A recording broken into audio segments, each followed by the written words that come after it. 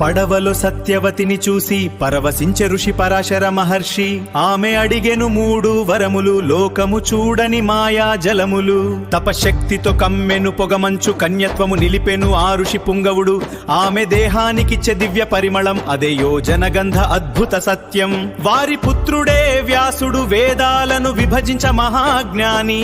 ఆ మత్స్యగంధే భారత రది తొలి సోపానం. మను చుచ్చి నా హృదయం కరిగెను, రాజ్యభోగములు క్షణికమని తెలిసెను. వచనమిచ్చను సింహాసనం త్యజించుచు, కురువంశపు కళ్యాణం కొరుచు. ఆకాశం సాక్షిగా అగ్ని సాక్షిగా భీషణ ప్రతిజ్ఞ చేసను.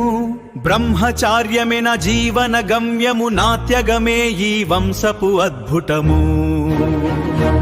అద్భుతము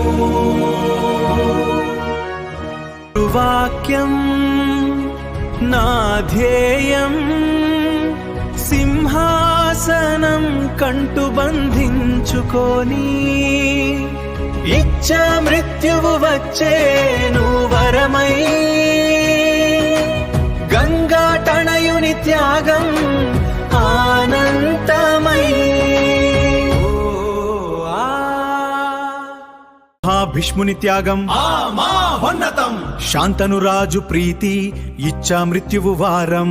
అదివరం వల్ల వచ్చేను చిత్రంగడ విచిత్ర వీర్య జననం. కాలం గటి మంచును శాంతను రాజు దివిగమనం. సింహాసనం పైకి చిత్రంగడుని పట్టభిషేకం. ఆ రాజా ముకుటు వంశానికి సంకటం సంకటం.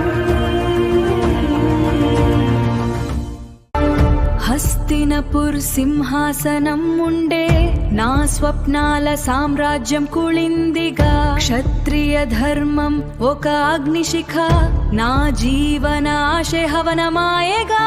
సల్వరాజు మాట నా గుండెలో బాణం, ఇక నా పయనం ఇంటికి కాడు శ్మశానానికి.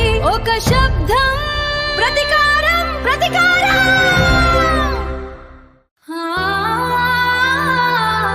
స్వామి సల్వా నా ప్రాణధార, విధి నాకు రాసింది ఘోర శిక్ష. భీష్మ మీ ప్రతిజ్ఞ నా జీవిత నాశానం. క్షాత్రియ ధర్మం అన్నారు, అదే నన్ను బలి చేసింది. ఇక చూడండి నా ప్రతిక్రియ ప్రళయమే సృష్టిస్తుంది. భీష్మ నీ అంతమే నా లక్ష్యం, నా తపశ్శక్తి తోడ నీ శ్వాసనే ఆపే తాగేస్తాను. ఈ అంబ శపథం చరిత్ర గుండెల్లో నిండబోతుంది. భీష్మ నీ అంతమే నా లక్ష్యం, అనలో నా శాశ్వత అగ్ని.